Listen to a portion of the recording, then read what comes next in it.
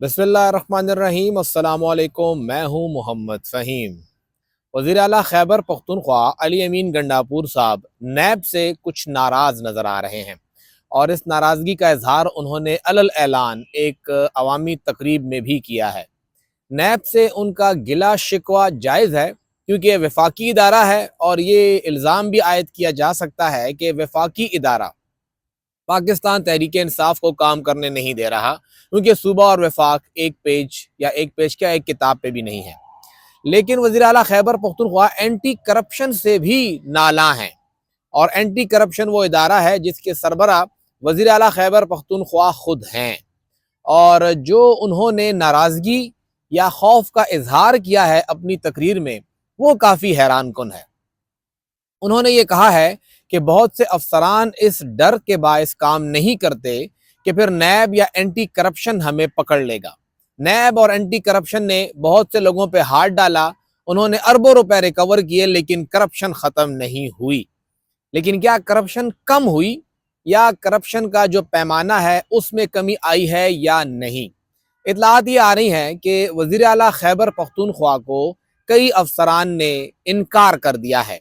उन्होंने कुछ अहकामात जारी किए जिसके जवाब में उन्होंने कहा कि कानूनी और आईनी तौर पे इसका कोई भी रास्ता नहीं बनता है।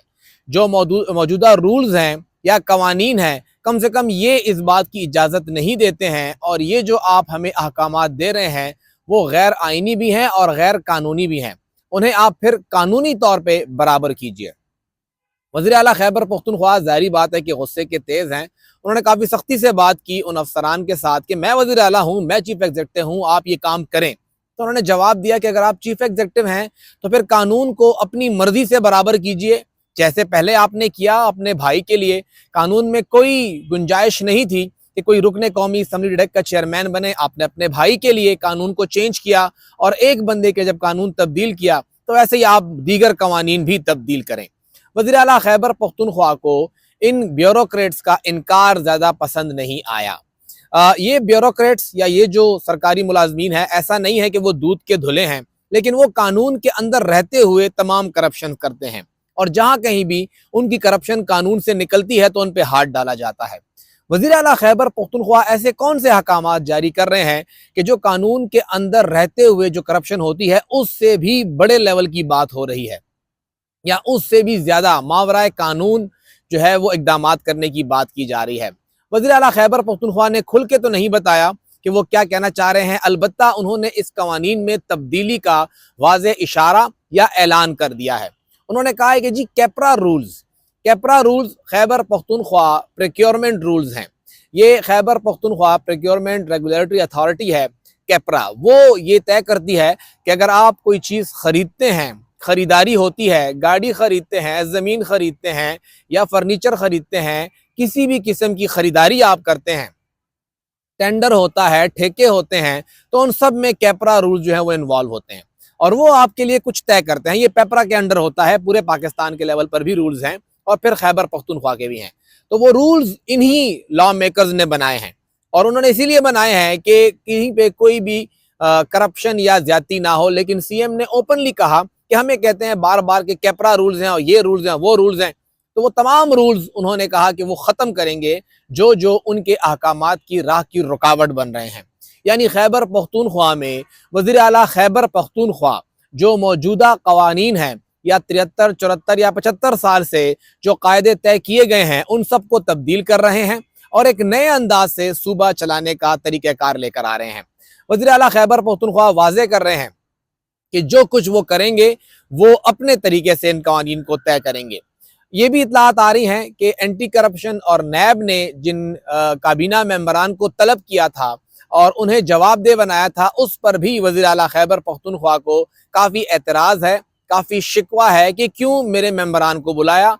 मेंबरान ने वाज़ेह तौर पे कहा तो नहीं कि जी उन्हें ये काम करने के लिए वज़ीर आला ने कहा है, लेकिन बहरहाल उन्होंने अब बहुत से काम करने से हाथ खींच लिया है।